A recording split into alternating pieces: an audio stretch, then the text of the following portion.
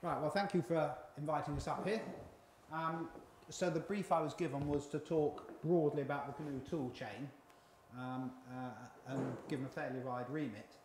So let's see what we're going to talk about today. And we aim to finish at 8:30? Yeah. Okay. So first of all, a high-level overview of all the bits of the GNU toolchain. It's quite big, there's quite a lot of it, and just the basics of using what's there actually is worth going through. Then I'm going to do a porting case study. Can I just see how many of you think you have GNU toolchain experience? You've got a bit, Rob. Using it, Not hacking it, but I assume you all used it. Yeah, okay. Okay, I'm then going to do a porting case study. I'm not going to do GCC for two reasons. One is I don't really know GCC. The second is I know enough about it to know that I couldn't do it in an hour and a half. Indeed, a week and a half would be a struggle to get through it. I have got Jörn Renneker with me, and I'll talk a bit about Jörn in a minute, who will be able to answer any questions you've got about porting GCC. So I'm going to talk to you about porting GDB, which is my speciality, and is a much simpler program, so we can get a feel for what's needed in one evening. I'll talk about Magique, which is a research project we have with Bristol University, and was a key part of the FOSDEM talk I gave. Did anyone see the FOSDEM talk? No, you weren't at FOSDEM. Right, fine. Just saves me accidentally boring people if you've all been in the audience for it before. Following the discussion we had on email, I'll say a few words about the open source business case, and you'll notice I have used the word open source there and not free, and we'll come to that in a minute. And then I'll talk about demos, and we'll take a Q&A session. So I've got some demos here, the purpose of which will become manifest later in the talk. Okay. Since the size of talk we've got is, don't wait until the end to ask questions. Put your hand up, interrupt me if something's not clear. Depending on how the time goes, we'll adjust the talks as we go. So, and I've put this talk together this afternoon from various bits and pieces I've got. It's just possible because, as you saw, we came in at the last minute. I've made a mess somewhere, and you might find the same slide comes up twice, or something turns out I've forgotten to format it or something. So let's have a look at the bits of the GNU toolchain. It's basically something that is used for compiling programs into binary. So at the front, you feed your source into GCC, the GNU C compiler. That will produce assembly language. Assembly language will then turn that into binary, actual bits that you can put on your computer. But typically a program doesn't work in isolation, so you need a linker and loader to pull in all the libraries you're going to use. And if you're programming C, for example, you'll have a C library. And that gives you your final executable binary you can load on your computer and run. Of course, once you run it, it may not work, so you need a debugger, the GNU Debugger, GDB, and you may need to do more analysis of it, so you have tools like the Binutils utilities like gperf for performance measurement, gcov for coverage measurement, and so forth. And it is all GPL v3 licensed. At the main toolchain, the libraries are a thing to themselves, and part of the problem with libraries is that while viral licenses like GPL are generally a good thing, for libraries that get used ubiquitously, it becomes too much of a sell. You have to sell the GNU free message to someone every time they want to use the compiler, and that's too hard. So the GPL was the first, that was the first thing where we came out with the lesser GNU public license, which is used for libraries. So the library itself is GPL, but it doesn't affect things it's connected to. And a consequence of that library stuff is that it's not just a plain GPL, it's got slight modifications, especially for GCC. Just a reminder how you typically build your own. You go and get your source file from your favourite place, let's get GCC 4.8. You create a build directory alongside, and you change into that build directory. And this is important, all GNU tools build outside the source tree. It's generally a good thing, is you don't want to clutter your source up with your constructed stuff. And you change into that build directory, At the top level of the source tree that you've just unpacked is a configure script, and the configure script there's vast numbers of arguments you can give it, but for GCC useful ones are what languages do I want to compile. If you don't want to build an Ada compiler, you don't need to, you can say let's just build C and C++. If you don't, it'll build all the languages it knows about, which is about half a dozen. And minus prefix is the other useful option, and there is a space after prefix there. I'm not sure, I think that's a glitch. It should say prefix equals or prefix space. That says where I want to install it. So all the tools will be installed in that directory. The binaries will go in that directory /bin, the libraries in that directory /lib, and so forth.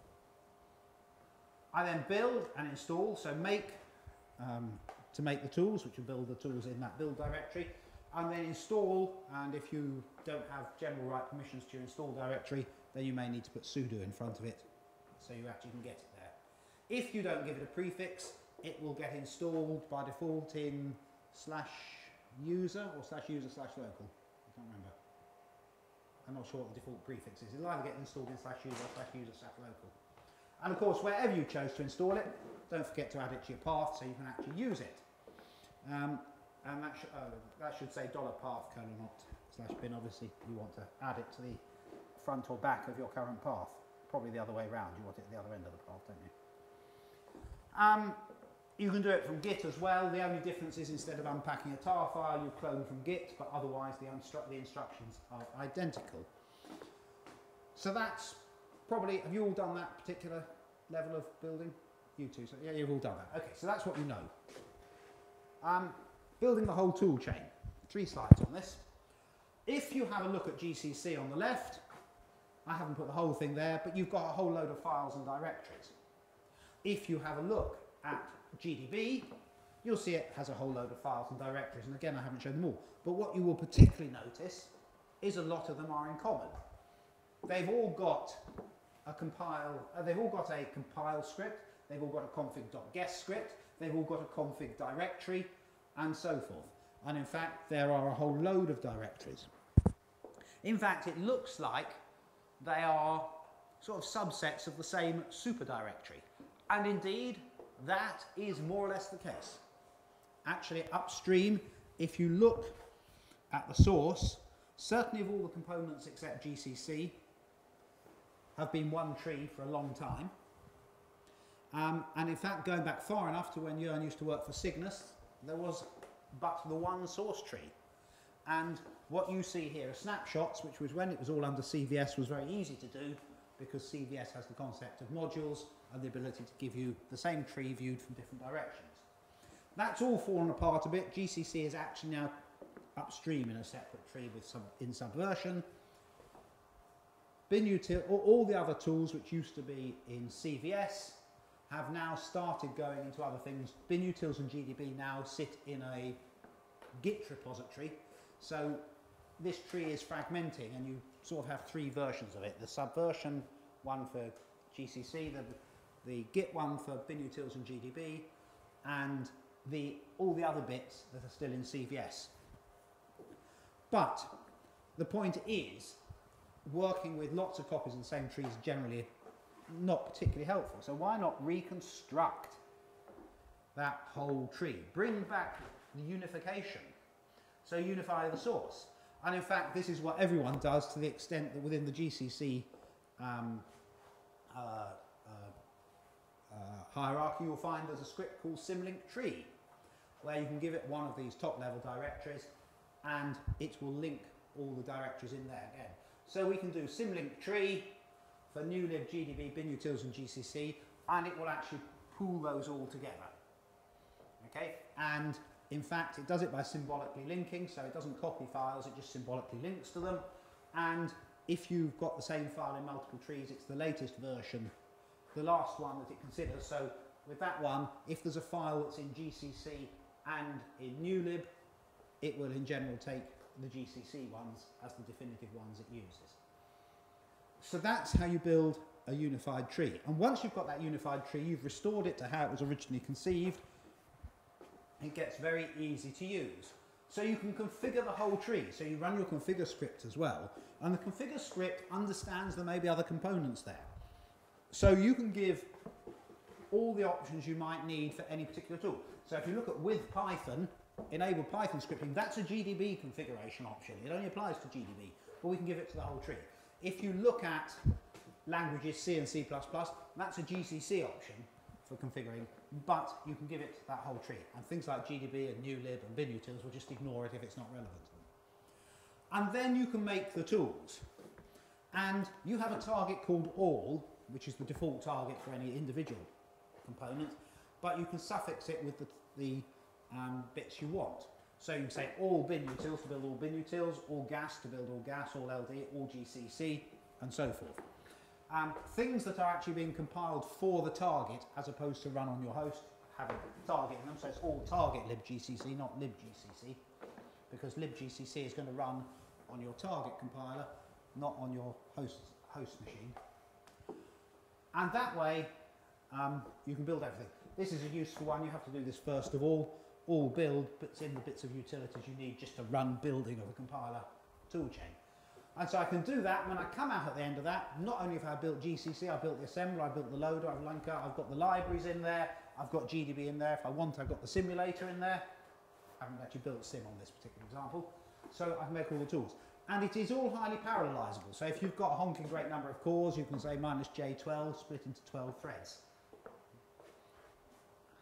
And depending on the power of your machine and how much you're building, and whether you have, are you familiar with multi-libs? The idea you have library variants for different, you might have a version of the library for use when you do have a floating point accelerator and a version for when you don't have a floating point accelerator. Well, depending on the number of multi-libs, on a big modern PC running Linux, that will take somewhere between 10 minutes and an hour, depending on how much you want to do.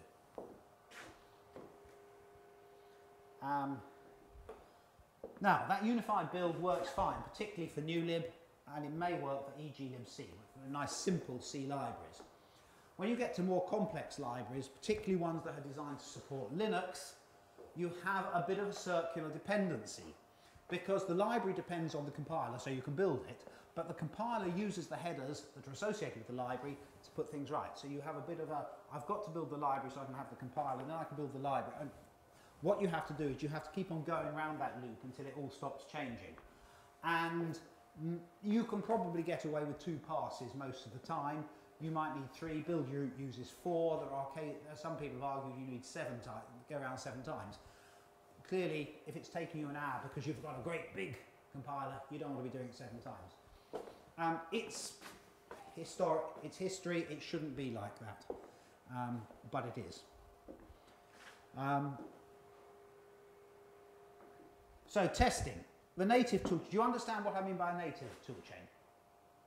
I'm going to run the compiler on the same machine where I'm generating the code for. Well, if I'm so like this PC here, it's very easy. There's a target called check, or on a unified tool, if you want to just check GCC, check Binutils, check load and so forth. They're parallelizable, and if you do that, it will run all the regression tests. And the purpose of the regression tests is whenever you fix a bug in the compiler, you put a test in there to make sure you can't accidentally reintroduce that bug ever again. And GCC alone has about 125,000 regression tests these days. That sounds a lot, but bear in mind that a lot of them are the same test, but you run it with O0, O1, O2, O3, LTO, and so forth. So each of them, you know, is actually one test done 7, 8, 9 times quite often. Now, of course, if you fixed a tiny little bug, you don't want to wait for several hours while even your big fast machine runs all the tests if you've only fixed a little thing. So you can say the tests are written in a derivative of TCL called expect, so they end with exp. If you notice TCL, you'll recognize it very, very much. So you'll see in the test suite directory there are lots of files called something.exp, which are blocks of tests that do things. There's a whole load of tests that test the execution of the compiler. So I could run just those tests by saying the run test flag equals just that. But you can go even finer than that, because you can say run that test, but only with with source files that match a particular pattern, and that can be a pattern, it doesn't have to be a literal one. So this would run only the tests in execute.exp that actually use the source file pr27285.c. Bugs in GNU toolchain have the prefix PR for, what does PR stand for, Jörn? Problem report. So problem report. So you've been fixing this bug. That's probably the regression test you want to run first of all to see if you fixed it. Okay? And of course, when you do fix it, you'll be writing PR, whatever it is, as the program that checks your test doesn't happen. So that's about testing. Now, a lot of what we do, in fact, all of what we do, is for remote targets. So I have here a couple of examples: a paralleller board running an Epiphany chip, a shrimp running an AVR, and indeed sitting on with an ARM board driving it. Those are all machines which, to a greater or lesser extent, you don't run as native machines running the compiler. Epiphany with 28K of usable RAM, you couldn't do. AVR with up to 384 kilobytes of flash, you couldn't do either. So it's not possible. You run the compiler as a cross compiler. You run it on your PC, generate code, and then download the code. That makes testing harder because it isn't a question of run the test, did it work? It's run the test, push it over to the machine, run it on the remote machine. What was the result from the remote machine? Pull it back. Okay?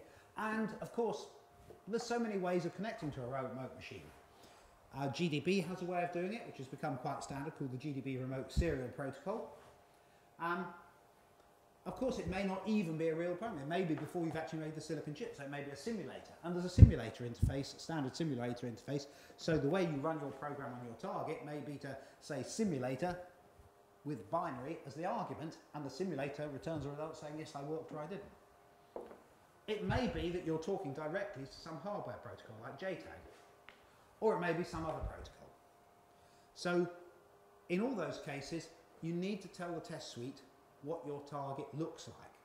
And there's a whole load of programs written in expect to facilitate that. They're called board descriptions. And here's some key elements of one. This is for a board description where the way I communicate to the board is running a program that talks the GNU Debugger protocol, okay, the remote serial protocol. So it's a stub for it looks like a stub for GDB. So we load a pre-written file, what's called a generic config called GDB stub, which will put in a whole load of stuff that knows that when I want to load a program, this is how I do it in GDB remote serial protocol. So there'll be a load function and it'll map down to the relevant one. I need to tell it about the compiler I want to run. So I want to find that on my actual host machine, not on the target. And this is taken from the AVR. I want to give it some standard flags, one of which is to say, well, this board I'm testing is an ATmega128. And some linker flags, like telling it on an ATmega128, which has 4K of SRAM. I want the heap end to be at the top end of that 4K. And I then want to give some extra. So these are all detailed commands to tell the scripts what to do. The way GDB initializes is to monitor its reset. The way I run a target, because it's typically a target that's continuously running, I don't have a run command. That's what you use with operating systems. I have a continue command to say continue executing. It's a remote protocol. So let's tell it it's the GDB remote protocol. There are other GDB protocols you could use. The start symbol. What location do I jump to when I want to start? 0. Set a flag to tell it I'm using a GDB stub. And lastly, I'm connecting over TCP, so using network port 5100. So those are typical things, but you have to write a whole board description, and it isn't terribly well documented. On the whole, one of the drawbacks of the whole test suite, the Deja GNU framework, the expect language, is it isn't as well documented. Usually by the time you've worked out how it all works, you've got so busy you haven't got time to write it down for the next person, which is, I've done a little introduction to it, but there's not a big one. So the general rule is find one that works for someone else and copy it and try and work out what the bits do. So let's have a look then at comparative regression testing. So this is something, those 125,000 tests that run over regression are really quite useful. They've been built up over 28 years. They're designed to test every corner of every architecture. That's really a very valuable test set. And wouldn't it be good if I could put it to other purposes? Like testing my silicon. So one of the tricks you can do is to say, I've got a model of what my silicon chip should be like, my golden reference model, and I'll run the tests against that and check they all pass or what tests fail. Because not all, with 125,000 tests, invariably some will fail because your computer can't do that test. It's architecturally impossible. So it's quite common to have some tests failing. I can then run the same tests, not against my golden simulator, but either against my produced silicon to check it matches, or even better, before I spent my $1 million getting a preliminary silicon spin, run it against the simulation of the silicon, using your favourite simulator or Verilator or something like that. And if I find differences, maybe that isn't a bug in the compiler, but a bug in the silicon. So here's one we did with OpenRISC, comparing the OpenRISC FPGA implementation against the OpenRISC AUXIM golden model. And you'll see that the FPGA had a lot more failures. It's actually a Verilator model. It wasn't actually, didn't even use we actually used the Verilator model, the cycle accurate model of the FPGA. So why do those failures occur? Well, some of it is because I'm running a slow simulation there. It's just possible the Verilator simulator timed out. Though those wouldn't usually show as failures, they'd show as unresolved because it has timed out. And tests that give a different result. It passed here, it failed there. Now, they're candidates for possible errors in RTL. And by RTL, I mean Verilog RTL or VHDL RTL, the hardware description language. Okay, now all sorts of things were found there. Up until about 4 years ago, OpenRISC, while a fantastic design, widely used, had terrible hardware testing. It consisted of running 13 programs, and if they all worked, you deemed the chip was working. Now, because compiled code doesn't use every instruction on the OpenRISC, it was only when someone, as an MSc project, did a proper test, they discovered there were 13 instructions that had never been implemented. The compiler never generated them, no one noticed. But there were a whole bucket load of tests. These found tests where, yeah, the instructions were there, the compiler was generating them, but when you went to the edge, you found the behavior of the instruction was not as you expected. Now, that's fine for OpenRISC. It's an FPGA thing, so if you've got the silicon wrong, you can reflash it. We did the same thing with Adaptiva on the Epiphany chip long before they spun silicon. Now, Andreas Olofsson, who's the chief executive of Adaptiva, reckons that that process found 50 to 60 bugs in the silicon. And the good thing about Adaptiva, and the reason it's succeeding now, is despite the complexity of that chip, the first silicon worked. And a key part of that was 125,000 regression tests had chased out 50 to 60 silicon bugs.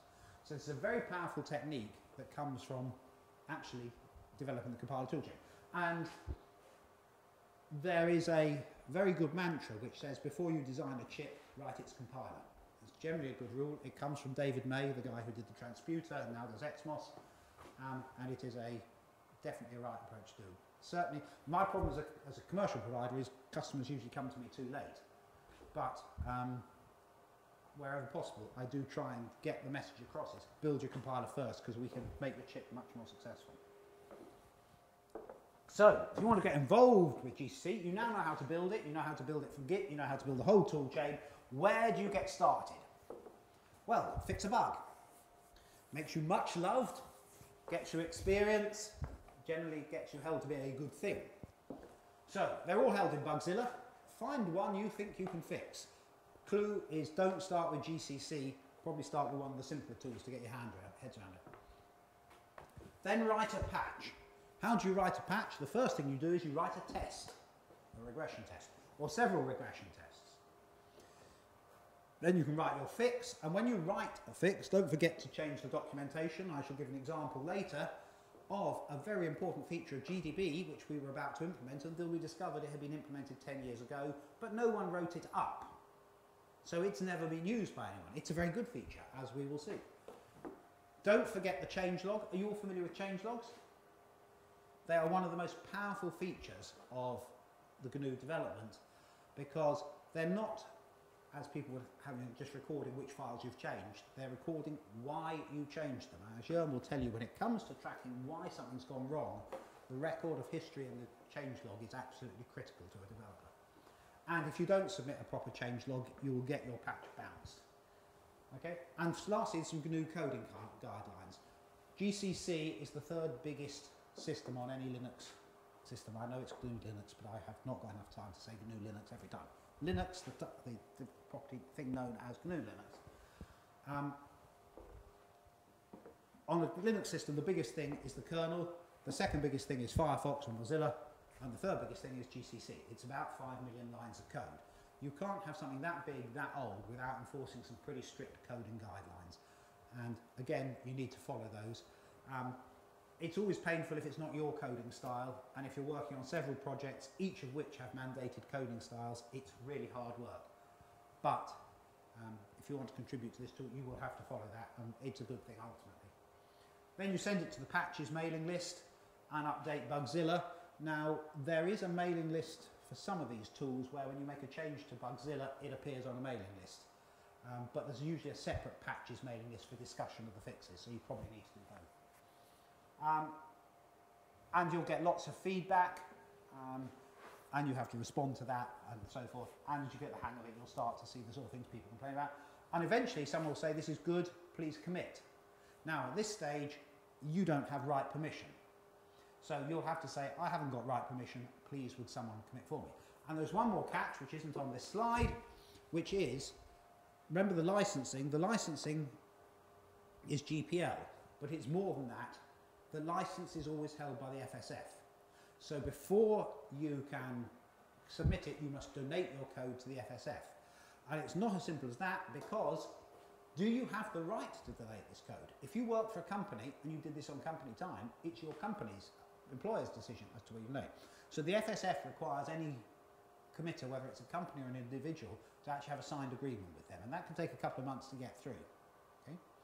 So you have to get yourself that permission done. Once you've got that, I've got my permissions in place, you still can't commit because you still don't have right access to the repository. At that stage, you say to someone, I don't have right access, I'm new to this game, please would you commit it for me? And of course someone will do. After you've done that once, twice, 3 times, depends how, if you do one super duper major patch, you'll probably get it first time. You might have to do 2 or 3 small ones. People will say, you appear to be a good and worthy person. You may have right after approval permission. And what that means is you're given right commit to the repository, but you can only commit after one of the maintainers, typically for that part of the tool, has said, yes, that's good, please commit it. Okay? If you become very good at this, people will say, wow, you are so good, you must become a maintainer. So, Jörn over here is a maintainer for the Epiphany port in GCC, and the Arc port, and any others? Not at the moment. You were an SH port, and you may become an AVR one. So they are, you know, there aren't, typically every architecture has a maintainer for each of its tools. And if you become a major contributor, you may be asked to become a maintainer. And then that's when you approve it. Interestingly, maintainers still cannot generally approve their own stuff. Can you in your own speciality? I can't remember. You can in your own speciality, but not when you go outside your speciality. Yeah. And for people who use the global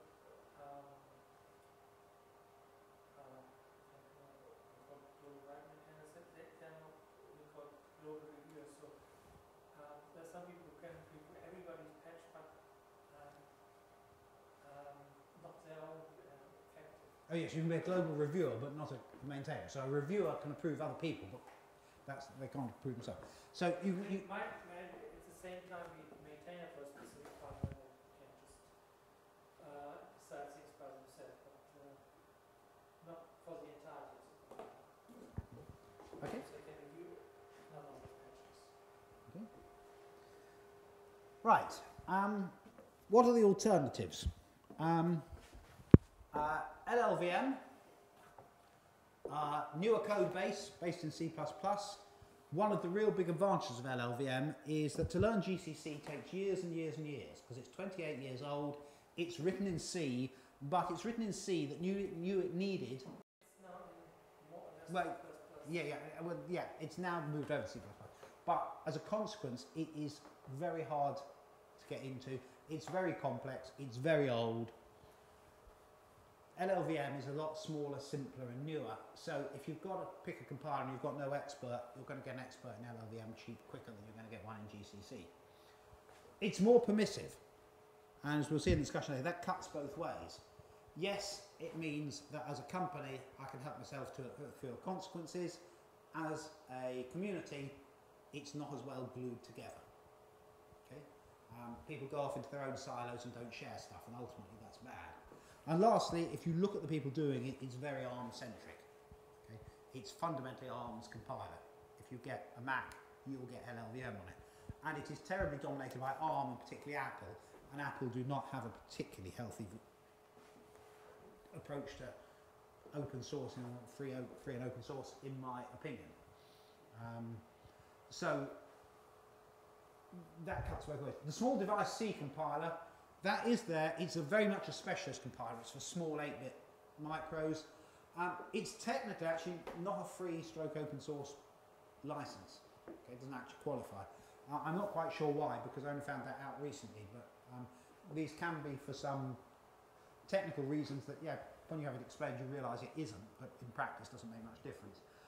We know about it, we've never actually done any work on it, because actually even the small devices, even things like AVR these days, can work with GCC. And lastly, there's Open64, which a decade ago was going to displace GCC in the way that LLVM is apparently going to now.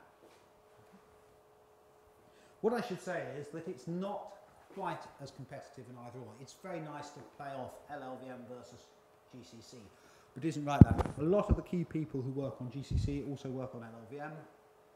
A lot of LLVM people have come out of GCC. There is no execute regression testing for LLVM, so they rely entirely on the GCC regression to test the compiler. So there is a certain amount of cross-fertilization. Some very positive things. GCC had suffered terribly from going ossified, unable to take decisions and move forward. One of the effects of LLVM coming along with link time optimization and written in C++, has been to ungun GCC. So suddenly you get link time optimization being around for a long time into the mainstream. You get the move to C++. You see things like Binutils and GDB moving to Git and so forth. So you do see that one of the consequences of LLVM is a recognition that GCC cannot stay in holy isolation, saying we are pure and perfect and unable to change. It has had to move. So it's had quite a positive effect on GCC.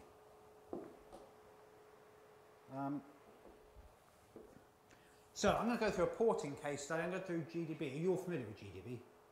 Yep, okay. It's much simpler. It's about 600,000 lines of code than GCC. Getting started. First of all, you need to add your architecture to the system. You need to update the files config.guess and config.sub, and you need to get those updates included in the main distribution there. And the mailing list, it says mail patch to the mailing list because it's not a terribly public mailing list, but and Jörn can't think of it off the top of his head, but there is a mailing list. Yeah, okay, so there's a mailing list which exists for getting your architecture put in. And on the whole, it's not a big challenge to get your architecture in. They're not asking, is it a worthy architecture? There's common sense and sanity questions, but apart from that. So then you add details of your architecture to the tool, to the particular tool. So for GDB, that particular place is configure.target. That's within the GDB directory. So this is telling you details about that. So the config.guess has allowed it to recognize Arc as an architecture and its derivatives. And then we've got two things here. Arc actually has two versions of GDB. One for debugging code compiled to run on native bare metal machines, and one for code that is actually running applications under a Linux system, okay, where they have different system calls and so forth. So there's two flavors. If my target is Arc something something something hyphen Linux, then I must want the Linux one. I match that first. If it's ARC, anything else, I assume it's the ELF32 bare metal target. And they have different sets of source files. So this needs arc tdep.o and arc linux tdep.o, and this is arc and arc elf tdep.o. So different source files. Notice that you specify this dependency in terms of .o files. Make understands that .o files come from .c files. It doesn't understand about .h files. So you may have to also modify the makefile.in file to say there's a header file that this also depends on. Yeah, sure. It is automake, but automake itself runs out of scale. So this is included within an automake makefile.in. Okay, so these are actually sub things that are included within your autoconf and automake files. You're quite there. Because when you said configure minus target equals AVR, it guessed you wanted to build an AVR architecture. It's one of the configure options, which target you're building for. Okay. Right. So one of the things about config.guess. Okay. So do you understand about host triplets on? Okay. So you've got my architecture, my manufacturer, and my operating system. So, you know, i386. Intel, GNU Linux, say. Or in this case, ARC. We don't really care about the manufacturers, it's actually Synopsys, but there's only one manufacturer, and then it can be ELF32 or UC libc Linux. So there are those things. Now, when you do config.guess, part of what it's about is expanding into full triplets.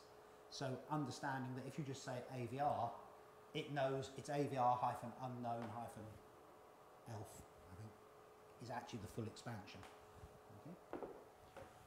So when you've said target equals arc or arc hyphen elf32, it will have expanded that into arc hyphen unknown hyphen elf32.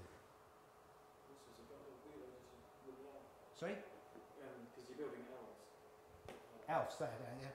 So is the thing some sort of bootloading or something? No, it's up to you. I mean, it is bare metal, so when you write your program, you will need something. And so when you, in part of the library, the C library, newlib, You can't just drop that, you can't just like boot up and stuff. yeah, bare metal. So it'll create an image. I can't remember what the boot location is for ARC off the top of my head. If you look at OpenRISC boots from reset, does an indirect through location hex 100. Okay.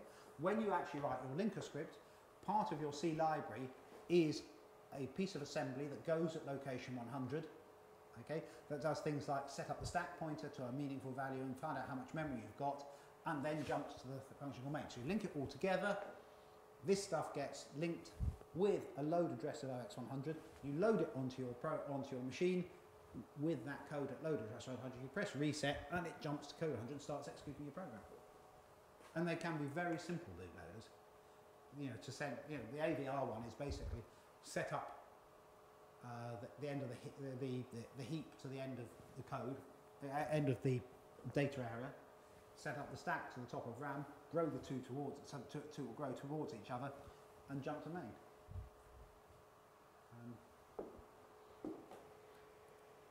So, what do we have to do when we come to port GDB? Well, first of all, we need some Binutils components. I'll mention a bit about BFD. I will need a disassembler because one of the commands in GDB is to disassemble code. Well, that just uses the disassembler that you probably did as part of Binutils. We need to, as I've said, add OpenRISC to the GDB configuration. We need to implement struct GDB Arch. That is a structure within the C of GDB that tells it all the architectural constraints of this particular architecture. We may want to add some additional functionality. For example, you can actually give it details of the architecture via giving XML file. You may need to implement that. And you may want to add your specific commands. So I'm going to use OpenRISC, and it has two commands called SPR and info SPR, which are not standard GDB commands. GDB command line is completely extensible. So, the Binutils components, there's the binary file descriptor, which is basically an abstraction of interface to all binaries. So whether it's ELF or COF or A.out form or whatever it is, it understands it, 32-bit, 64-bit, whatever. It's fabulously complex. Only one person, Ian Lance Taylor, has ever truly understood it. So the approach is to copy one similar and tweak it. There is a big man, I mean, it's all documented, it's actually quite well documented. It's just a huge amount of documentation and it's mind-numbingly boring. Okay? The disassembler, we assume that you've already implemented this. It's possible, the opcodes directory, depending on how you've done your disassembler and assembler and simulator, you may have generated it automatically using CGen, another GNU tool, and that'll have some opcode tables and you may need to access those as well. Not every architecture needs to. So, this is an example of the same slide, so I've already taught this configure.target for 011k. So we saw that a bit earlier. Modify the makefile.in for the header dependencies. And then you implement in your source file, and our source file, we've only got one, it's called 001k-tdep.c. That's a general notation, architecture-tdep for target dependencies.c.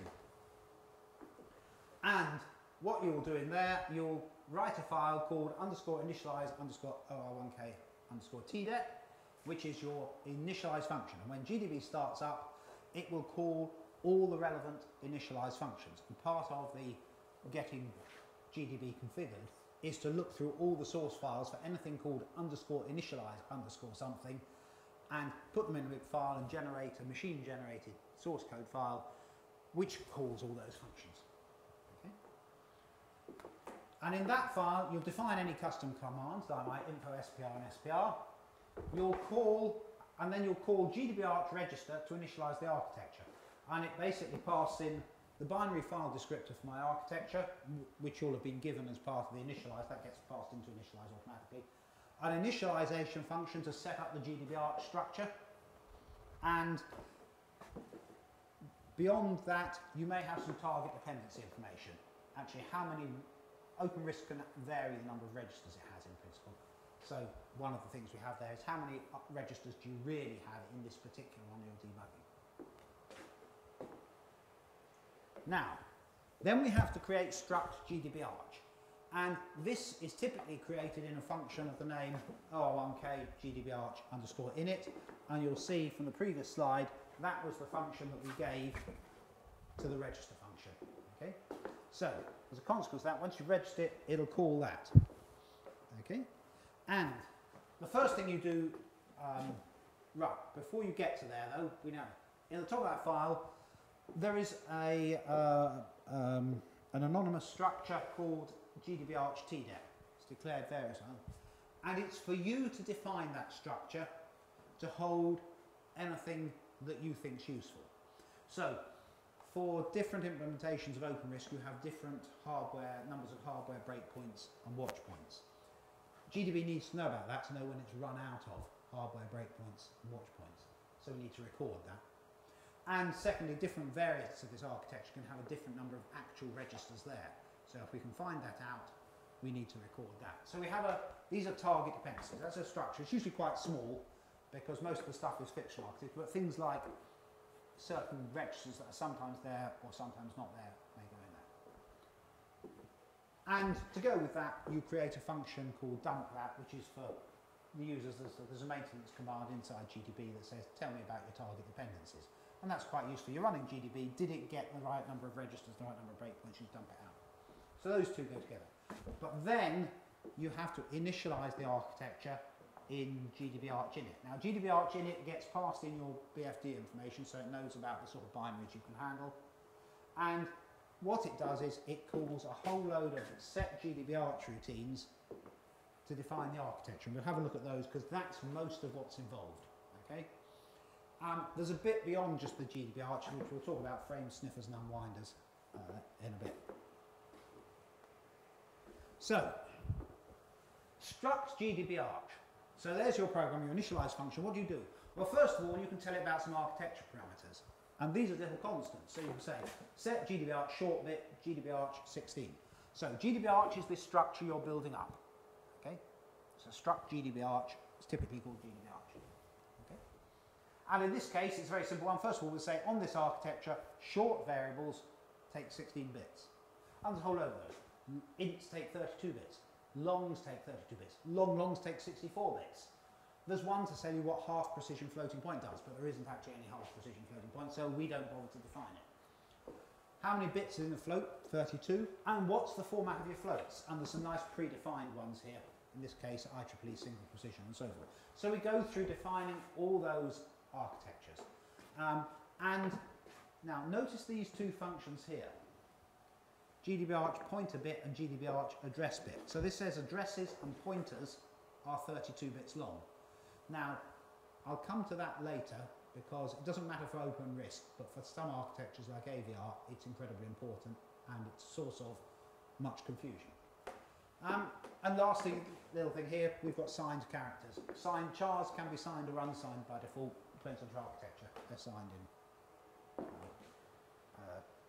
OpenRISC. So those are the first ones, they're little constants you're passing in. Now, this is more normal, which is information where actually the architecture is not just a constant, it's some function that does something for this architecture. Now this is an example, these are information functions. In this case, this is OR32 return value, because the debugger needs to know when it's examining a function that returns a value, how is that value returned? Is it returned in a register? Is it returned on the stack? And so forth. And it has an enumeration, enum return value convention, for saying what sort of return value. And this function is called by the debugger. All these functions get the GDB architecture passed in.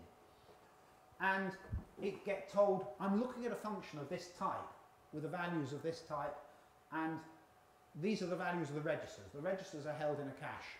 Okay, so I know the values of the register of the target I'm debugging. And there's some more information in there about values read in and read out. And what I want you to do is tell me, is this function with this value type going to be returning in memory or in a register? Okay, one of the more complicated functions to write, but that's typical of what you need with these information functions. Okay, so they're not passed a constant, they're passed a function that can be called. So various places within the actual main GDB, you'll see calls to GDB Arch return value, and that will then look through the GDB Arch structure and say, this is defined for OpenRISC, I will call the OpenRISC one, because that's the one for this architecture.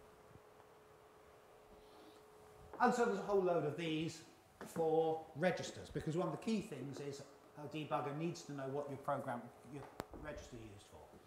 I'll come back to pseudo registers in a moment, but one thing is, how many registers have you got?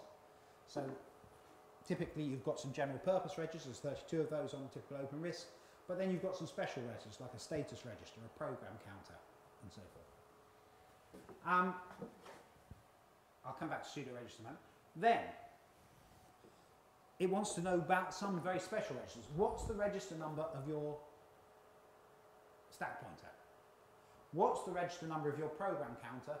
And what's the register number of your status register, PS program status? So in this case, now the stack pointer register, which is 1 from memory on over R1 on the OpenRISC. Your next program counter, there are actually two program counters in OpenRISC. The previous program counter, the instruction I've just executed, and the next program counter, which is the next instruction I'm going to execute. For the purposes of GDB, it's next program counter, it means by program counter. And the status register, like many architectures, it has a separate status register.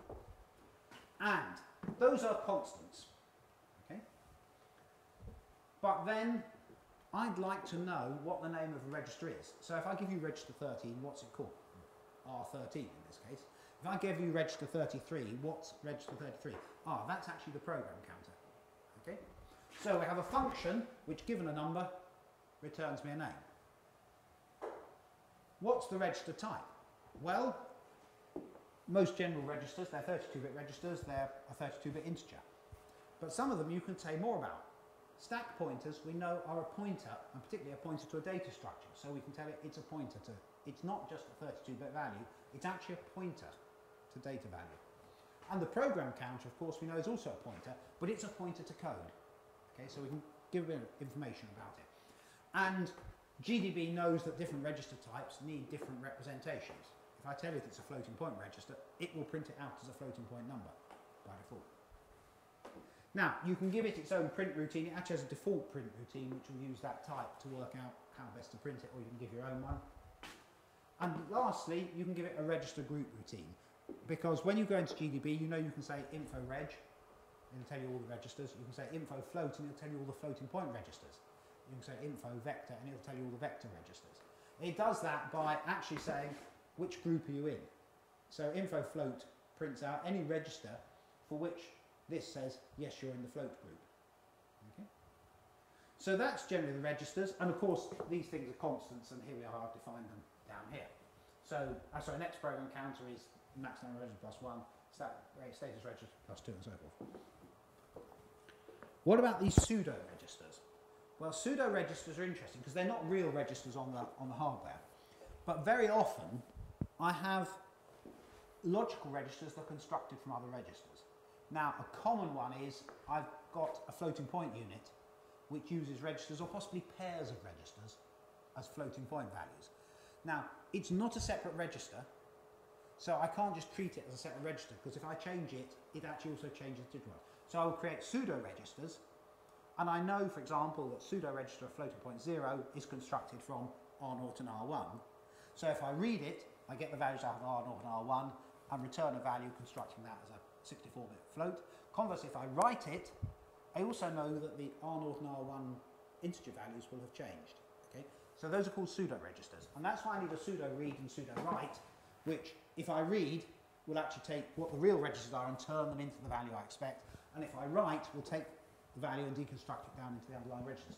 You see it on the AVR for the X, Y, and Z registers, the 16-bit registers that are made out of pairs of 8-bit registers, for example. Sorry? SA shows as floating point registers which can be accessed as 32-bit ones or pairs 64 bit. Yeah. Yeah, so exactly, another example. And there's a lot of this information. It can get a bit out of hand. Modern architectures typically have got a general architecture framework, and then there's 200 different AVR chips, for example. There are dozens of different MIPS chips, there are dozens of different ARM chips, and they're all basically the same architecture, but they have some different registers. Sometimes have I got what size the program counter and so forth. And there is a mechanism. When I'm debugging, and typically these are embedded architectures, I can go to my target, and as well as saying, here's my remote serial protocol. One of the things remote serial protocol can say, okay, I'm connecting to you, I know you're an ARM architecture, can you send me back your target description? And it'll send it back an ARM target description that says, here are all the registers I've got. And then the GDB can say, you're that sort of ARM that doesn't have this register, or does have this register. Okay, and that means you can make your basic description fairly simple, but then get a lot of detail out, and there's a set of functions to allow you to actually talk to a specific target and get down from I'm an ARM architecture to I'm this specific ARM architecture with these features. Okay, so those are XML target descriptions. I'm not going to discuss those today. So, a big part of a debugger is actually being able to analyse what happened when you execute. Now, are you all familiar with what I mean by a stack frame? Okay, so here is some notation. It's very easy to get confused with stack frames. So here's a Fibonacci, factorial function where factorial 3 main calls factorial 3, which calls factorial 2, which calls factorial 1, which calls factorial 0, and the factorial function says if it's 0, then I return 1. Okay? So we've got to the bottom, and this is where the stack is at the moment. And typically, what you've got on your stack is you've got the argument. It happens to be the first one on this, in this particular. This is an arbitrary stack. Okay, so there's the actual argument passed on the stack. N equals 0, 1, 2, 3. Okay. The next item on the stack is actually a pointer to the return location. Okay, so where do I return? So these ones they return here. And this one returns to main, and main itself, who knows where it returns to. Okay? And lastly, of course, I need to be able to get, when I return, I need to reset my stack frame, so I've got to point it back to the previous stack frame. So that's how a stack typically works. And you need some notation. So if I'm looking at this stack frame, the next stack frame is the one I'm going to call. And the previous stack frame is the one that called me. And you'll see next, this, and prev used throughout the GDB code with that exact naming. When you're talking about directions of the stack, this end is the outmost end of the stack, and that's the innermost end of the stack. Okay? So you will see comments like, is this value found on an inner frame? In other words, if I go back up here, do I find it? Okay? And lastly, the outermost real frame is called frame 0. And if you do a backtrace, you're used to seeing 0, 1, 2, 3 as the numbers of the frames on GDB. It's very useful to be able to say what's the previous stack frame.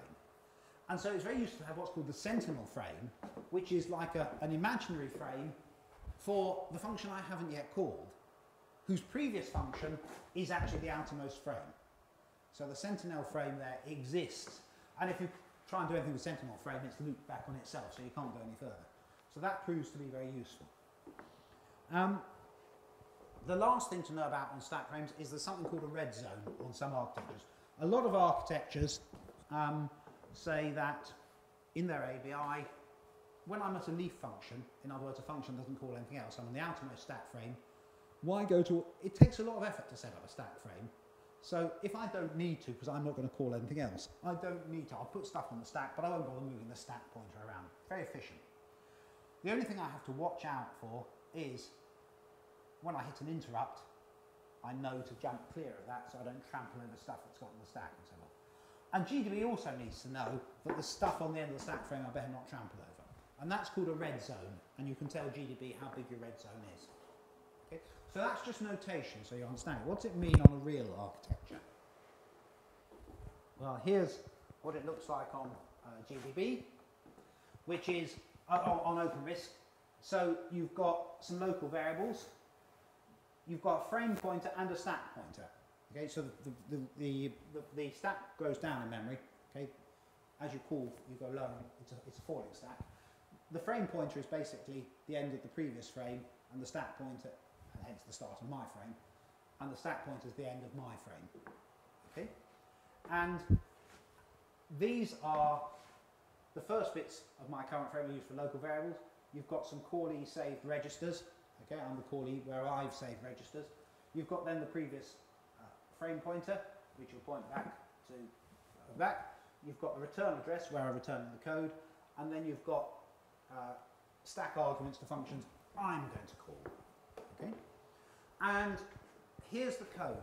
When you go into a function that has a stack frame, you've got to set it up. Okay, and so at the start of every function, you'll see code like this, which is R1 is the stack pointer. So let's make my stack pointer get bigger. I'll make it to the new one.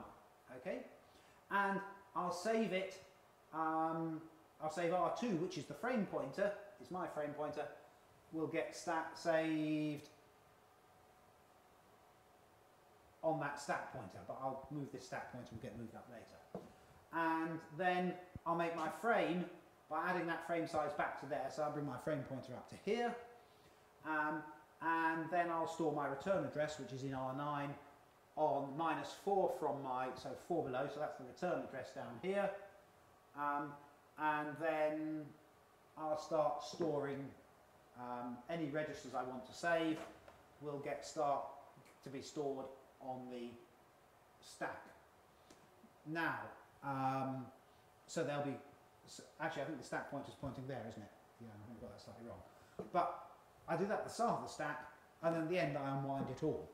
Now the reason that matters is, when I'm GDB, I've got to know, I want to do a backtrace. Well, I can find where my registers are, and I know from my dwarf information probably what registers are associated with particular variables, but I certainly know that even if I'm not going to tell you what local variables are, I can tell you what function call by unwinding that stack. So I'm going to need to know how to get from this stack frame to the previous stack frame. Okay? And to do that, I need to actually make sure, the one time that's going to get confusing is I've stopped my program halfway through this prologue, and I don't know where I'm in the prologue. So a lot of what GDB does is analyze, disassemble, decompile prologues to say, where does that prologue end, so that I can work out, have I got if I stop here, I'm still set up for the previous stack frame. If I stop here, I've actually set up the stack pointer for the new stack frame, but I've still got the frame pointer for the old frame, and so forth. So I need to do that analysis. So includes functions, so it will tell you all that stuff. So most of all, you can go and say, please tell me this stuff from Dwarf, and it'll even tell you how to run the stack. But otherwise, you need functions to analyze frames, to skip you past the prologue, okay? To tell you actually things, this says GDB Arch inner than, is to tell you is your address is going up or down, is your stack falling or rising, and that's a predefined function. Frame align, are there any rules for aligning frames?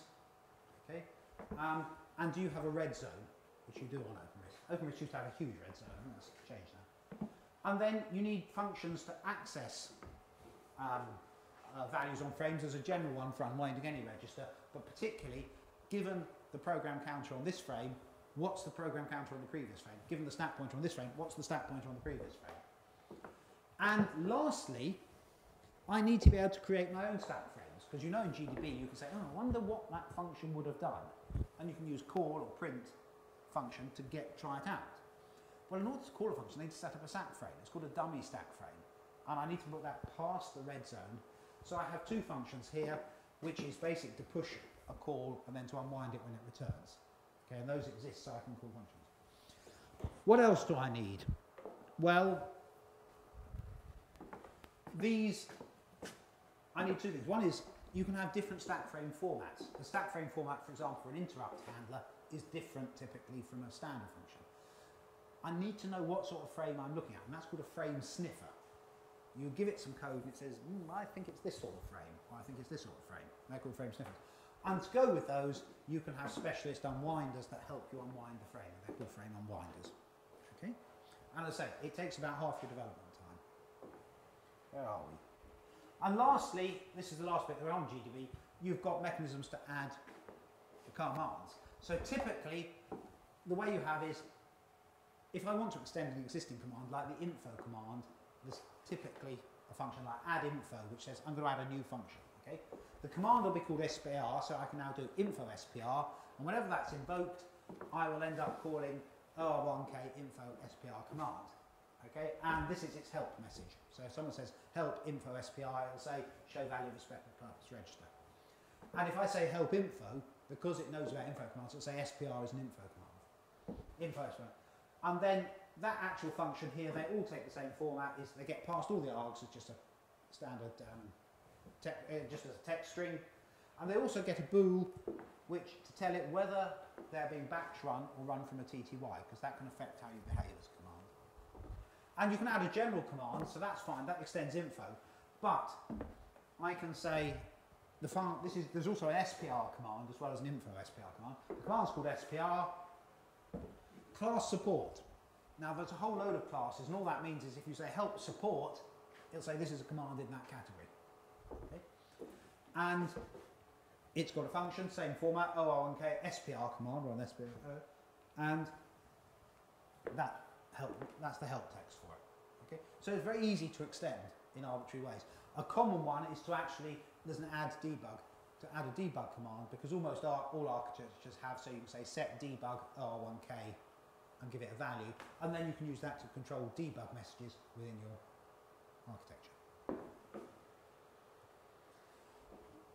So that's how to port GDB, and all I want to do now is just introduce you to little things that may be of interest. One is, you're familiar with what Harvard architecture is? Okay, so the standard Stanford architecture says a computer is a processor and a bank of memory. That's what, say, ARM is, Intel is. Other architectures, like, for example, AVR, actually say, no, it's architecturally efficient to keep data memory separate from code memory. So, on an AVR, if you're talking pro program, if you say jump to address 0, it means jump to address 0 in the flash memory where code is held. If you say load a value from address 0, it means load a value from the data memory, the SRAM. Okay, and they've got a lot of flash and a little bit of SRAM. So you have multiple options. In fact, the AVR has 3 spaces. It also has an EEPROM, which is another thing for semi-permanent stuff. So those are Harvard architectures, and the problem is GDB thinks it's got a Stanford architecture, and furthermore, it thinks it's byte address.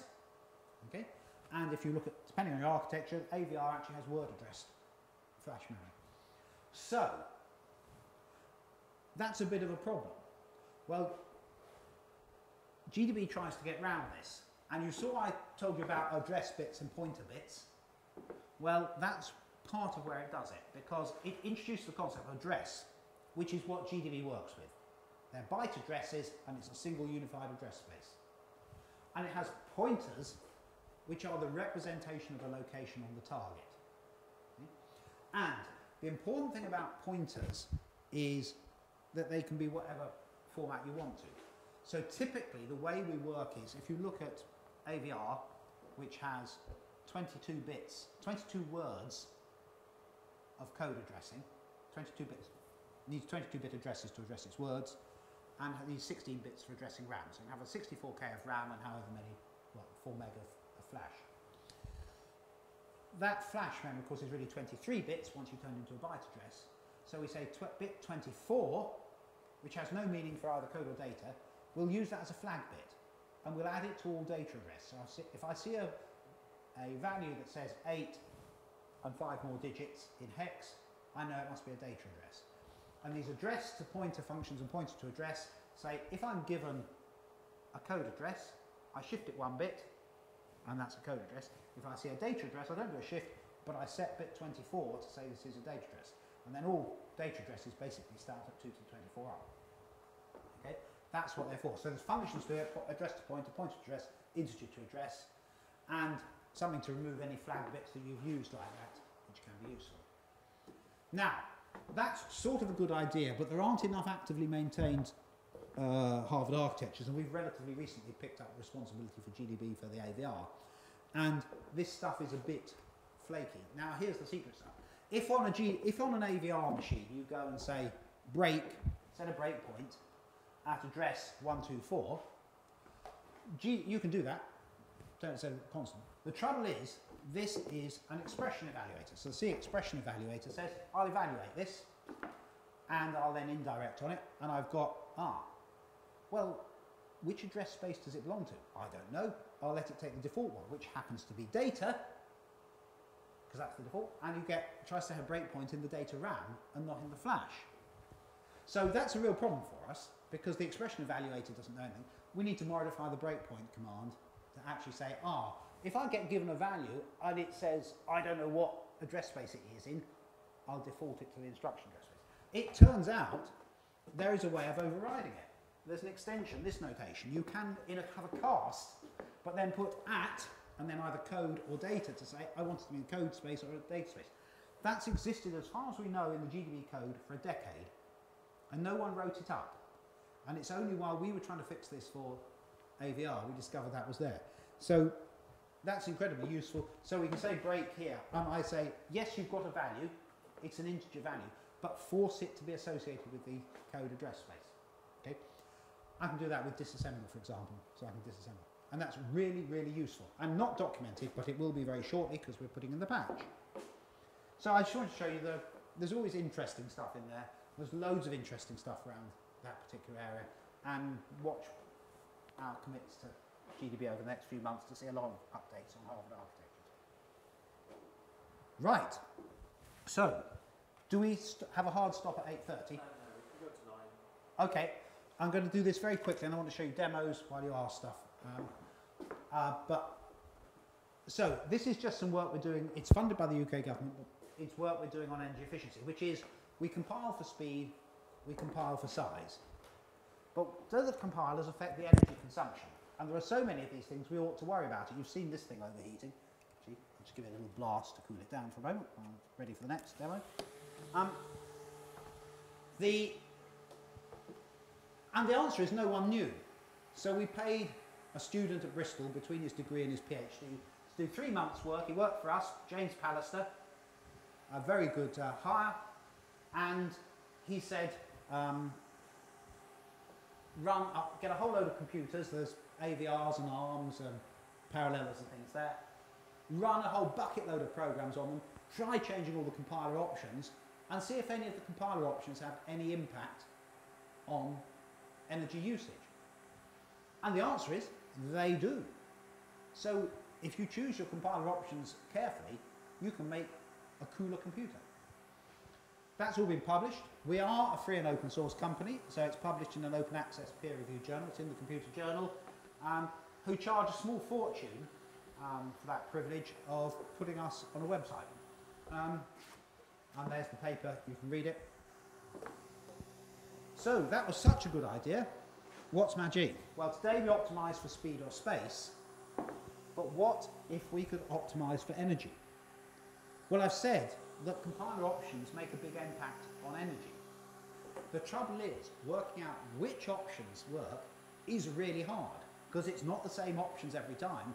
An option that works for ARM may make things worse on AVR.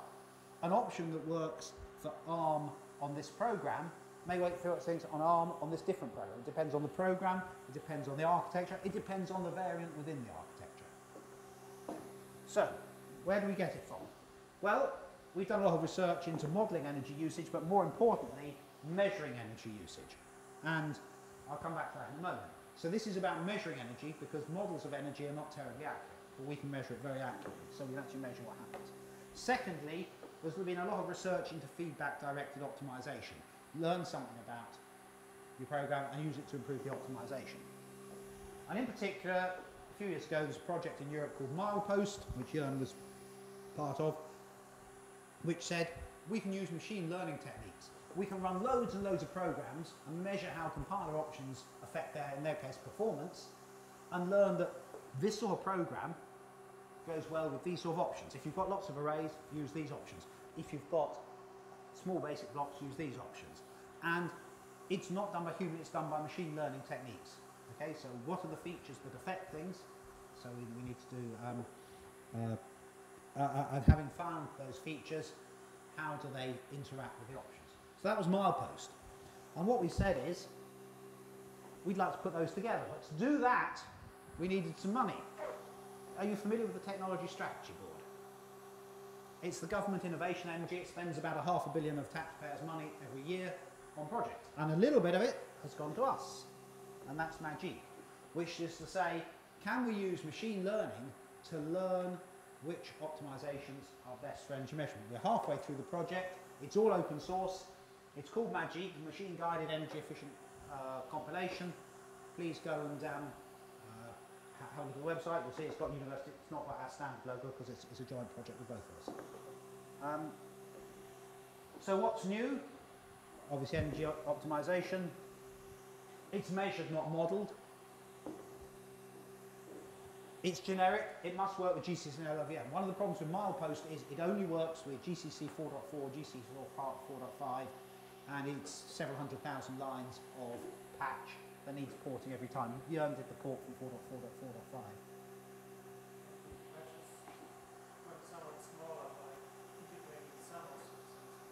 Yeah, but it's still, you know.